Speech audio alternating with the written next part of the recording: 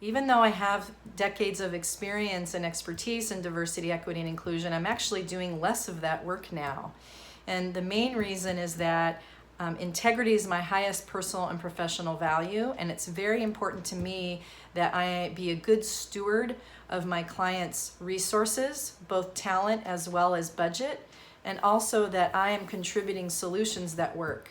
And the truth is that most diversity, equity, and inclusion work doesn't work.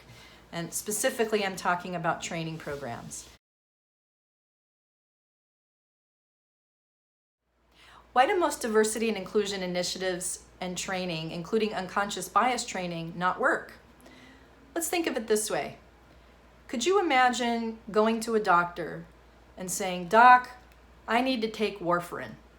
And the doctor says, "Awesome, I'll write you a prescription, here you go, good luck."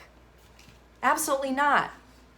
That would be unethical and unprofessional of that physician to just go ahead and write the prescription based on what the patient asks for. And yet that's exactly what happens when it comes to many diversity and inclusion initiatives. What a professional ethical doctor will do will say, "All right, I hear that you want to take warfarin. Tell me more. What is it that you're hoping warfarin will help you with? What are you experiencing that you think warfarin is going to help? Let's really take a detailed medical history. Let's run some labs and some tests, and let's figure out what's going on." And then that doctor, with their expertise, will diagnose the problem and prescribe a solution that will actually address the patient's issue.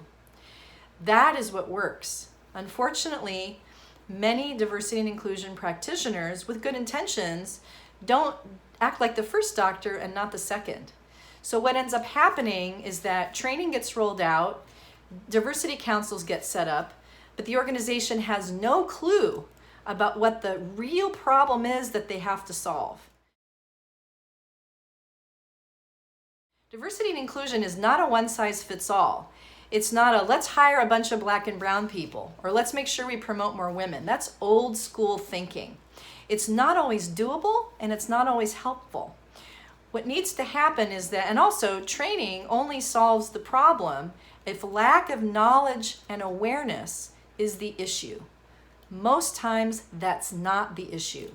Or there is an issue around knowledge and awareness, but trainings are rolled out too soon before the exact knowledge and awareness that needs to happen is identified, and participants in the training are able to hear and see clearly how the knowledge and awareness will help them get better at what they're already being asked to do in their jobs and meet their customer needs and their mission, and what they're held accountable for, and what in the organization and in leadership is in place to ensure change happens going forward.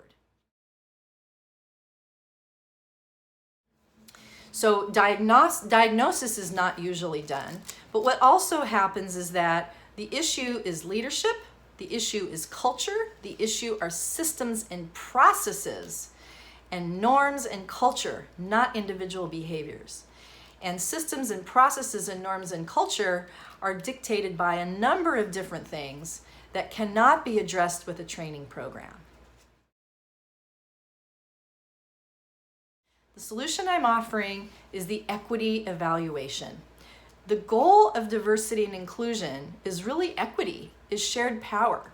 Just bringing folks of different colors and identities into an organization is what I call the Skittles approach, and it doesn't work very well. It's like, let's bring some of you, some of you, some of you. Okay, let's take some photos for our website and our brochure. Go forth and prosper. But human beings didn't evolve to communicate effectively and build trust quickly with people different from us. And so when that happens, there's more of what we don't want and less of what we do. There tends to be more isolation, more conflict, reduction in morale, reduction in productivity.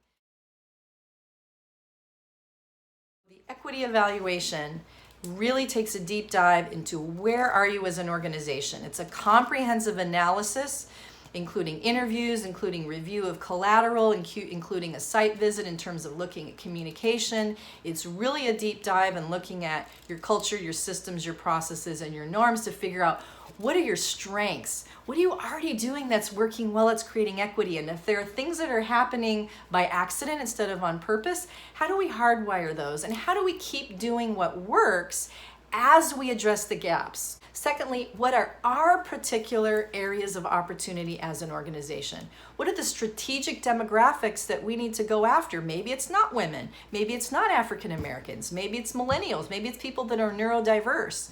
So really getting a sense of not just what the opportunities are, but what are the goals and why are those the goals? What's your business case?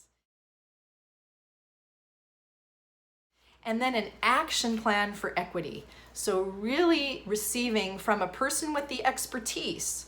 Why would you ask your hairdresser or why would you ask your accountant to diagnose your illness? You wouldn't. They don't have that expertise. So there are questions that you shouldn't ask your employees or ask your leaders. They don't have that expertise. A consultant or somebody with that deep and broad experience can tell you what the definitions and the best practices are.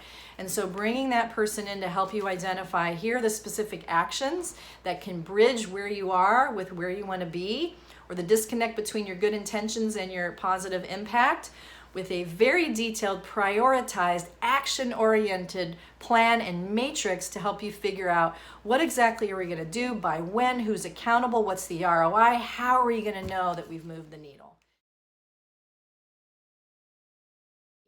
In the 10 years I've been doing equity evaluations in my own company and as a subject matter expert with large consulting firms and Fortune 100 and Fortune 500 companies, is that leadership is always a place that needs some work. So what needs to happen there? Maybe there's facilitation that needs to happen, maybe there's coaching, maybe there's training, but you can't know and you can't set it up for success, and you're not being a good steward of your organization's resources of time and talent unless you really have a sense of where you are and where you want to go and why you want to go there. I specialize in mission-driven organizations with committed leadership that are small to mid-size, and I would love to leverage my expertise and my experience to contribute to your individual and collective brilliance at your organization. Please reach out, and just know that whatever it is that you're facing right now, trust me, you're not bad, you're not crazy, and you are definitely not alone.